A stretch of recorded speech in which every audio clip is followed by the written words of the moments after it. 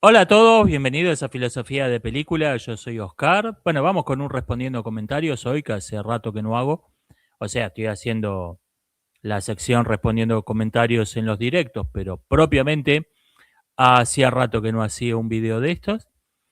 Bueno, vamos a hablar del tema de la semana, la oferta de compra de Netflix a Warner Brothers, que se ha complicado en estos días con la contraoferta de Paramount, que salió de la nada. No está muy claro de dónde se supone que sacó Paramount la guita que está ofreciendo. Cuentas extrañas de las altas empresas. Como sea, yo creo que lo que estamos viendo es un paso de un oligopolio, que es lo que es Hollywood, lo que ha sido la mayor parte de su historia, a un monopolio. Estamos viendo esta transformación. A Estados Unidos le gustan los oligopolios, le gusta tener en toda área, por lo menos en toda área estratégica, le gusta tener un paquete de, generalmente son 5 empresas, a veces son más, a veces son menos, pero me parece que el ideal son 5, porque generalmente son 5 empresas, todas muy vinculadas al Estado, directamente o indirectamente vinculados a empresas de finanzas que están estrechamente vinculadas con los servicios de inteligencia, por lo tanto el Estado, o vinculadas de modo secreto a los servicios de inteligencia. Una de esas tres opciones. Le gusta tener un paquete de 5 empresas privadas estrechamente vinculadas al Estado, pero compitiendo entre sí. No le gusta tener una empresa que controle todo, y esto es una gran diferencia con China. Por cierto, quien le diga que Estados Unidos es un país capitalista con una economía de libre mercado, o es un pelotudo, o les está mintiendo, o es un pelotudo y les está mintiendo. Estados Unidos no es una economía de libre mercado, no lo ha sido nunca. Eh, Les gustan, pero no le gustan los monopolios a Estados Unidos. Le gusta este paquete de 5 empresas que controlen todo un área estratégica, todas muy vinculadas al Estado, pero compitiendo entre sí, teniendo que competir entre sí. Porque esto tiene lo mejor de dos mundos. Tiene el control estatal propio de un monopolio, pero también tiene los beneficios de la libre competencia sin tener realmente una verdadera libre competencia. El problema con el cine es que estas 5 empresas se han convertido en tres, y si se fusionan Netflix con Warner Bros. Van a ser dos, y probablemente el paso siguiente sea comprar Disney, una empresa que está enterrada hasta el cuello en deudas, que ha tenido 10 bombas en la oficina de la recaudación, una detrás de otra, cada una de las cuales hubiese llevado a la quiebra a un estudio mediano. Disney lo amortigua porque es Disney, pero tiene un límite, no tiene la máquina de imprimir dinero infinito. Y probablemente si van a... Quien absorba Warner está pensando absorber Disney, muy probablemente sea el paso lógico siguiente. ¿Y qué queda fuera de Netflix, Warner y Disney? Quedan un par de estudios grandes que todos juntos podemos decir que son equivalentes a una de esas tres empresas.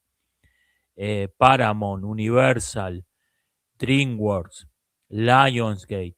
O sea, si los ponemos todos juntos, podemos decir que todos sumados hacen un Disney, hacen un Warner Brothers.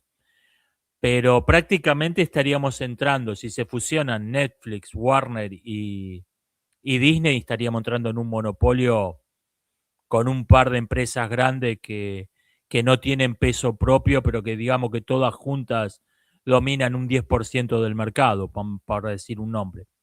Sin contar las empresas pseudo norteamericanas como Legendary Pictures, que existen por un hueco legal que más tarde o más temprano se va a llenar, ese hueco se va a tapar con una ley del Congreso, eso no va a durar mucho.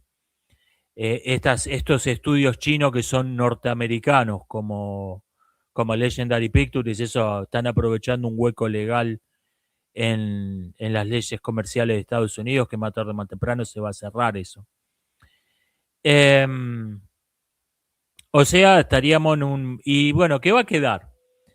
Yo creo que se están repartiendo un Hollywood, no nos olvidemos, un Hollywood que está en decadencia. En el cine de hoy está desapareciendo el género. No me refiero a la ideología del género, me refiero a los géneros. Están desapareciendo porque está desapareciendo la historia, la película guiada por la historia. Y esto lo vemos en que 2025 fue el peor, tuvo el peor octubre en décadas, la taquilla. ¿Por qué? Porque octubre es un mes dominado claramente por un género, el horror, y este año no pegaron ningún éxito ese género. La comedia romántica, que solía ser la plataforma de la que salían las estrellas del cine, muy especialmente las estrellas femeninas, ahora es una jubilación anticipada para mujeres en los 40. La comedia romántica ha perdido visiblemente importancia. Un género que está desde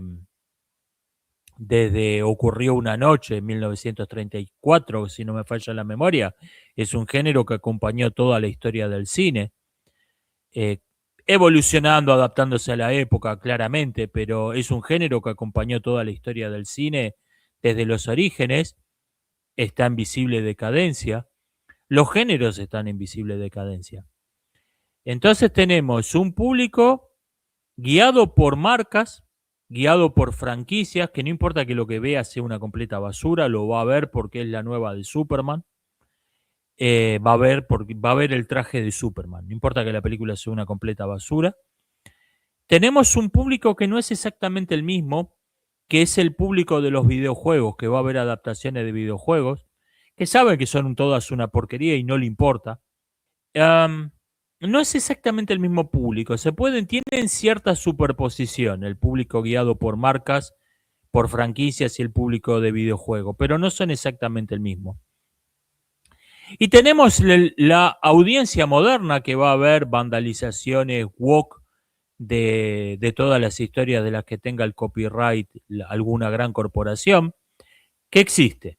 No tiene la importancia no tiene la importancia que pretenden las promociones de las películas, la audiencia moderna, pero la audiencia moderna existe.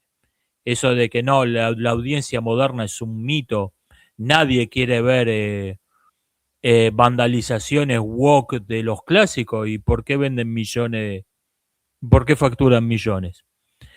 Claramente existe la audiencia moderna, simplemente que no tiene la importancia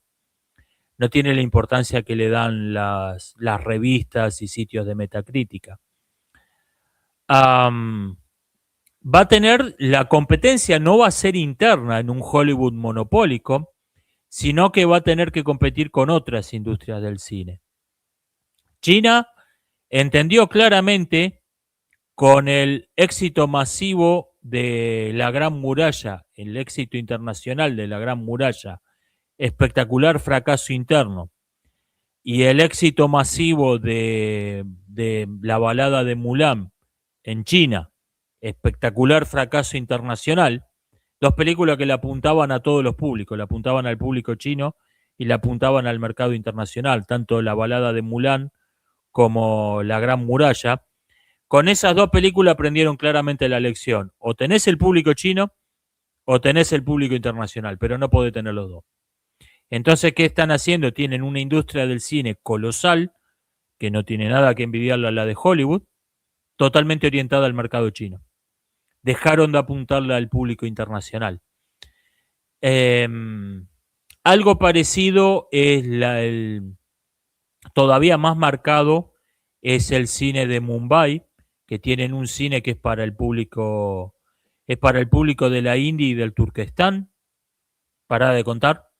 Es un público que se dieron cuenta que había un público que era más o menos una quinta parte de la humanidad a la que el cine de Hollywood no le gustaba. Entonces dijeron, bueno, vamos a hacer un cine para esta gente. Desde el vamos dijeron, no vamos a tener éxito en Occidente, no lo buscan. Cada tanto pegan un éxito como RRR, pero no lo buscan, no es lo que les interese. Am, con una mentalidad parecida tenemos el cine de Finlandia, que el cine de Finlandia no, el cine de... se me ha borrado el nombre de este país, se me vino a la cabeza Finlandia y ahora... y de las Filipinas. El cine de las Filipinas no tiene mucho proyección internacional, pero tienen un cine muy decente, con un mercado importante. Tienen alrededor de 100 películas que han superado los 100 millones de dólares de recaudación. O sea, es una industria del cine más que decente. No logran todavía saltar al mercado internacional.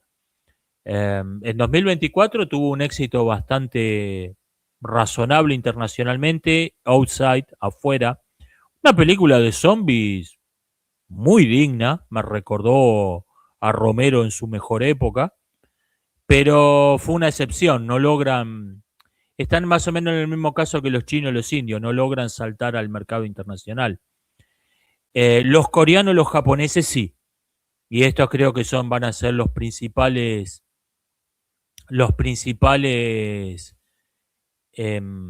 sobre todo creo que los japoneses por el anime, pero muy especialmente creo que los coreanos, porque tienen una cultura, unas costumbres muy parecidas a los occidentales, pero no tienen la corrección política.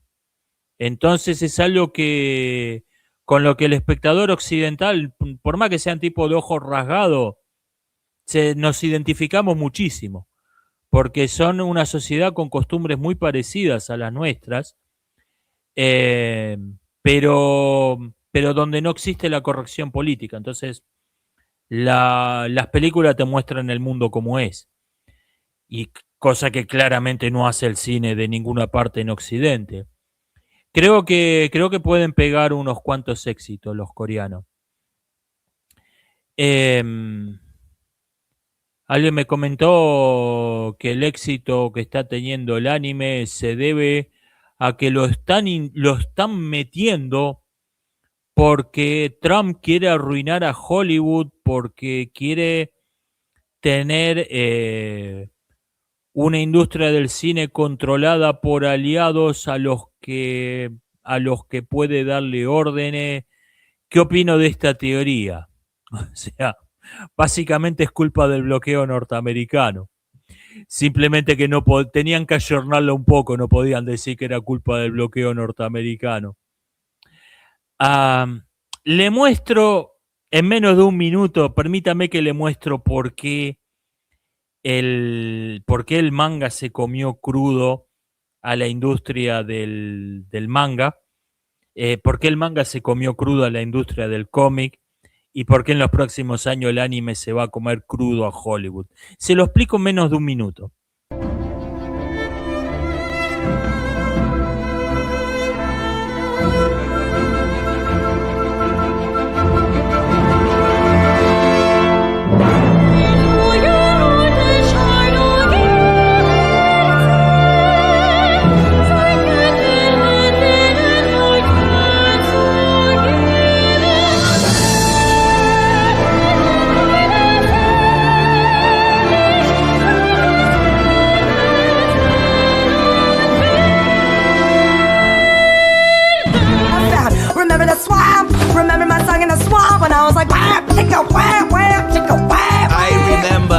Es por eso.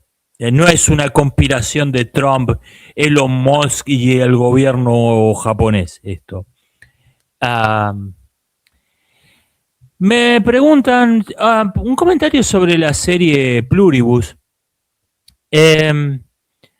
Hay un punto de esa serie, hay una relación entre dos personajes donde lo que estableció realmente la serie es contradicho de modo notorio por la wiki.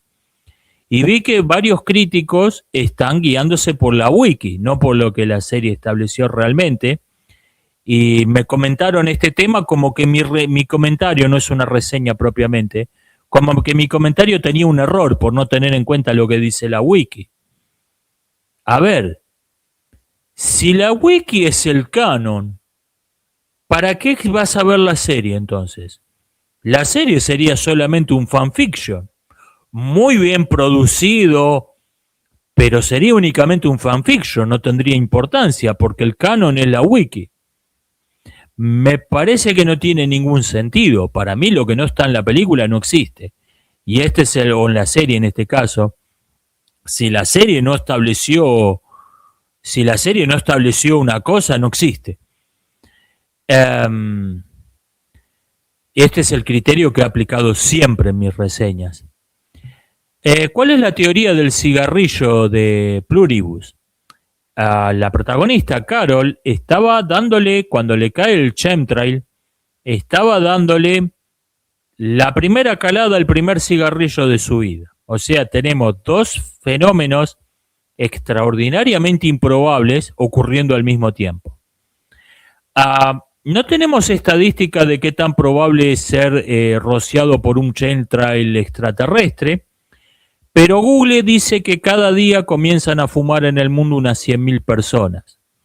Esto quiere decir que si tomamos un segmento cualquiera de 10 segundos en el mundo, en esos 10 segundos, están dándole la primera calada al primer cigarrillo de su vida 12 personas.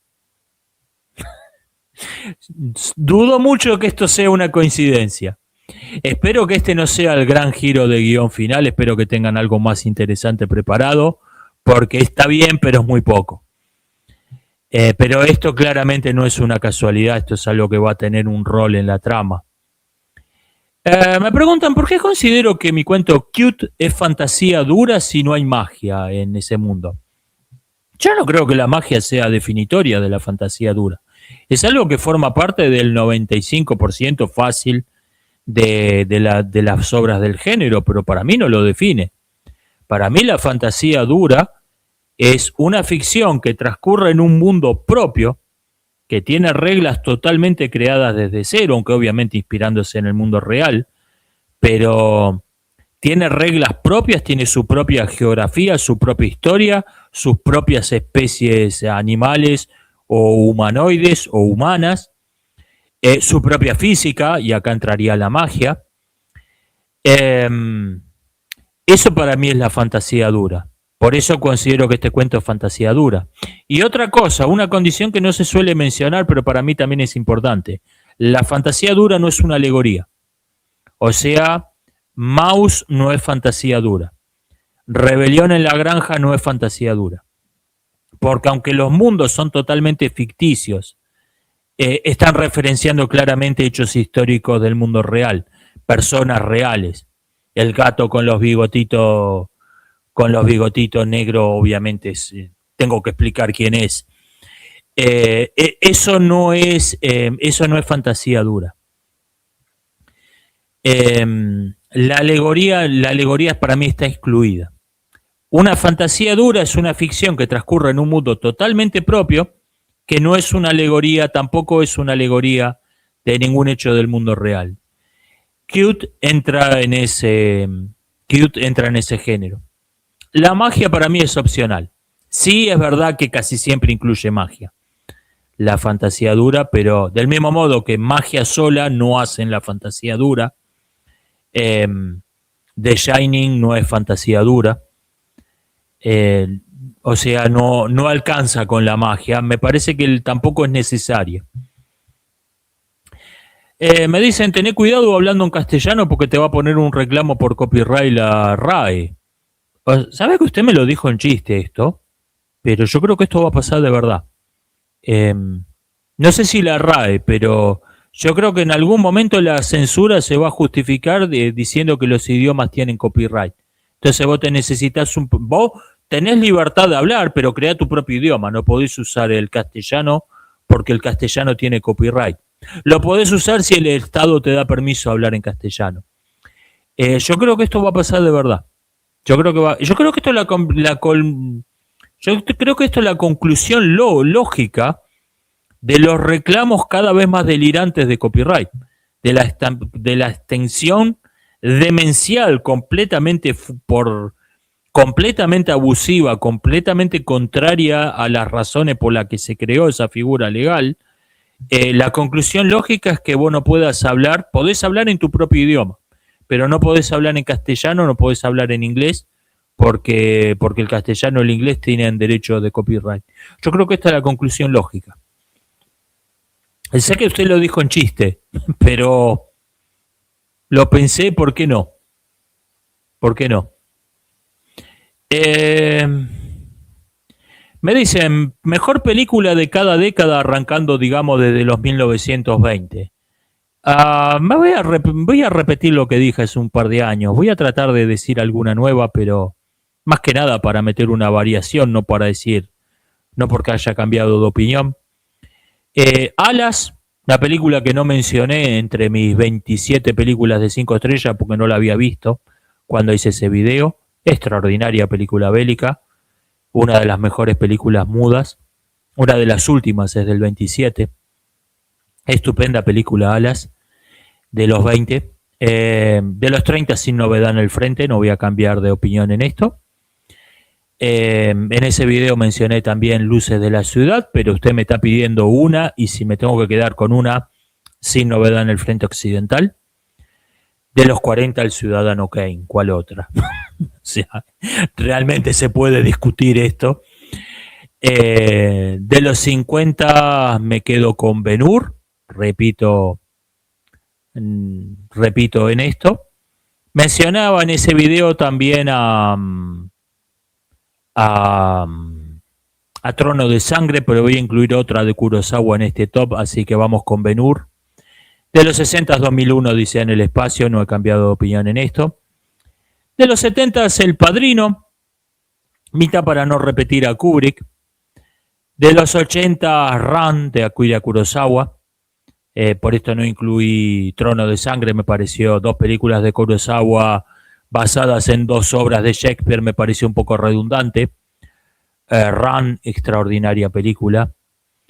De los 90, Tres Colores, y sí estoy haciendo trampa, la trilogía de los colores. De los 2000 había incluido Children of Men, que me sigue pareciendo una de las mejores películas jamás filmadas, pero la voy a cambiar por No es país para viejos. Y de los 2010 había mencionado Ex Machina, que me sigue pareciendo estupenda, pero la voy a poner compartiendo espacio con Inside Out, la última gran película de Pixar. Me parece que también está entre las mejores. Además no había incluido ninguna otra animada, me estoy dando cuenta ahora. Vamos a incluir al menos una, Inside Out. Y de los 2020, mitad por falta de competencia, creo que Babylon es sin duda la mejor película que se ha filmado en lo que va de esta década. No sé si lo hubiera incluido en el podio o en el top 7 de décadas mejores, pero mitad por falta de competencia es claramente es la mejor película de esta década. Así que estas son mis películas mejor película de cada década desde los 1920, versión 2025. Y por último, quiero comentar el video que me han recomendado del Gentilhombre, hablando sobre el liberalismo. Por cierto, muy buen video, lo recomiendo. Voy a comentar 3 puntos claves, me parecen los centrales de su video. Recomiendo ir a ver el video completo, realmente vale la pena. Se centra en Stuart Mill, filósofo liberal inglés del siglo XIX, que dice que combatir la tiranía del Estado no es suficiente, Mill, porque la persona que se encuentra viviendo en una sociedad sigue viviendo en una sociedad con unas reglas, su estilo de vida puede ser extremadamente desaprobado. Entonces, aunque el Estado diga que es libre, aunque sea libre de acuerdo a las leyes, sigue sufriendo la tiranía social. Y acá Mill dice que es necesario que, invocando lo que llama el principio del daño, o sea, el Estado puede intervenir para evitar el daño, el Estado debe intervenir para combatir la tiranía social. A esto le llama, el gentilhombre le llama una paradoja y más adelante lo llama un dilema. No es ninguna de las dos cosas, esto es un sofisma. Me parece que acá el hombre se pasó de gentil. Esto no es una paradoja, esto es un sofisma. Y de hecho, es un sofisma típico de la izquierda. Está usando Mill en este concepto de la tiranía social, está convirtiendo una palabra en su propio antínomo. Le está tomando una palabra, le está añadiendo un adjetivo para invertir por completo su sentido y convertirla en su propio antónimo. Con lo cual, o sea, tiranía es que el Estado le ponga una bota en la cabeza a los ciudadanos. Pero si los ciudadanos no tienen una bota del Estado en la cabeza y pueden decidir por su propia voluntad, por su propio albedrío, qué consideran, qué escala de valores consideran mejores que otros, y se rigen por esos valores, esto es tiranía social. Entonces, la palabra tiranía ahora significa tanto tiranía como libertad. Y por lo tanto, libertad, el ensayo sobre la libertad, la ideología de la libertad, viva la libertad, carajo. Libertad significa tanto tiranía como tanto libertad como tiranía. O sea, ninguna de las dos palabras significa más nada. Y esto es un sofisma, repito, esto es un sofisma, esto no es una paradoja, esto no es un dilema, esto es un sofisma y es un sofisma típico de la izquierda. Esto de convertir la izquierda te dice que una dictadura no es una dictadura, es una democracia popular. Entonces, ¿qué pasa? Ahora la palabra democracia significa tanto democracia como dictadura. Por lo tanto, no significa nada. La injusticia es justicia social y por lo tanto la palabra justicia ahora significa tanto justicia como injusticia y por lo tanto no significa nada. Es un sofisma típico de la izquierda. Otro concepto que dice el gentilhombre es que el liberalismo clásico se basó en el concepto de la neutralidad del Estado combinado con la moral cristiana, pero al volverse el liberalismo laico, evolucionó el liberalismo laico en lo que llama un nihilismo blando. Me permito poner en duda la blandura del nihilismo de los liberales. Y por último dice que el liberalismo, cito, impone el relativismo pretendiendo que no está imponiendo nada. Cierro cita. Coincido por completo con esta crítica y añado una cosa.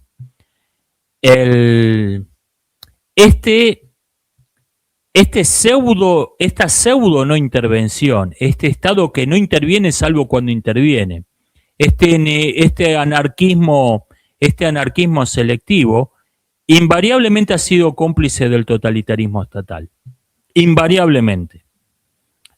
Cítenme en un pensador liberal, señálenme un pensador liberal y les voy a señalar un adulador de tiranos, incluyendo a Stuart, despotismo civilizador Mill. Señálenme un pensador liberal y yo les voy a señalar un adulador de tiranos.